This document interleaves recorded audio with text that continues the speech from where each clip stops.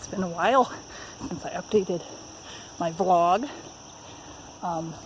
And ever since Fort Carson, I've actually been doing pretty well. I've been putting in a lot of high volume weeks, like 12 to 14 hour weeks, days where I do like 3.5 hours a day. My short workout days are an hour and a half, occasional days off. But after a couple weeks of that, it feels like it kind of catches up to me, and I feel very exhausted. And I suspect that it's because I was trying to have a calorie deficit, and I did lose a few pounds. But I don't know how sustainable it is for me to maintain a big calorie deficit when I'm trying to train so much.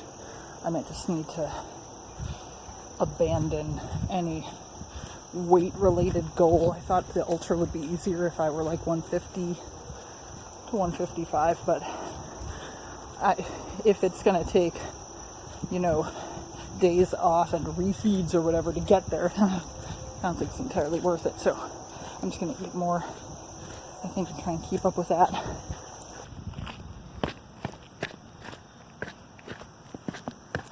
I also think of the Ohio venue specifically, which I've done the sprint there, I've done the beast there, and next I'll do the ultra. And last year's beast was so wet, so crazy, just flooded, really, completely flooded.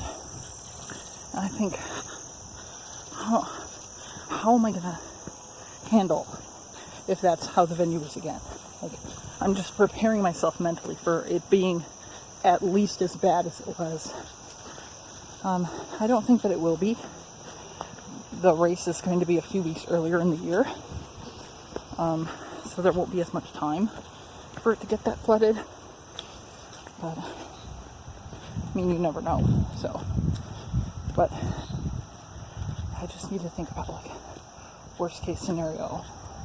When I encounter water on the trail, don't avoid it.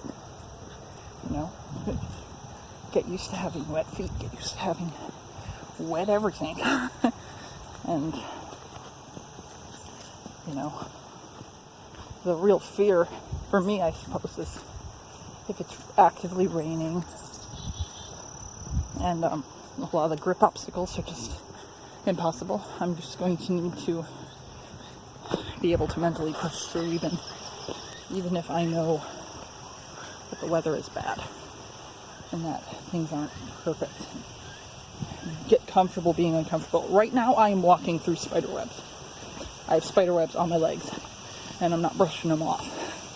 So I'm trying to prepare myself. It's really useful in your training to let your mind wander to the course, to think about how it will feel at various points. A lot of people like to visualize themselves crossing the finish line, but I don't, that's not it for me. For me, I like to visualize myself starting my second loop.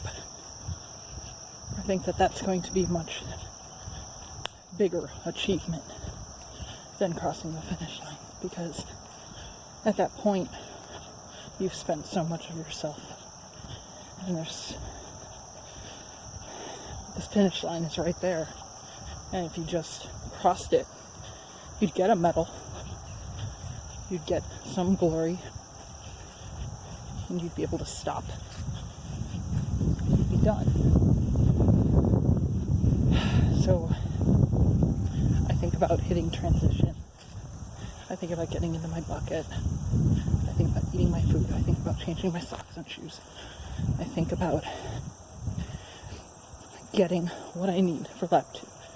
And then I think about closing it up and heading out again to do almost the whole thing all over again.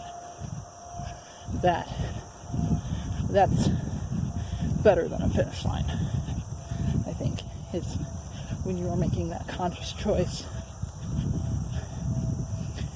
and you've already gone through a lot.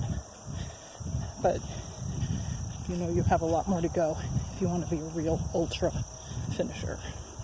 So that's what I visualize. I visualize that feeling that I might have of excitement to get back out there. I visualize that feeling I might have of despair that I have to go back out there again. And what I'm out here to do is, one, to prepare my body for that kind of workload, but also to prepare my mind for all the different possible ways that I could be feeling. And to just practice my self-talk, practice listening to myself and thinking, what should I stop for? What should I not stop for? And just finding a way through.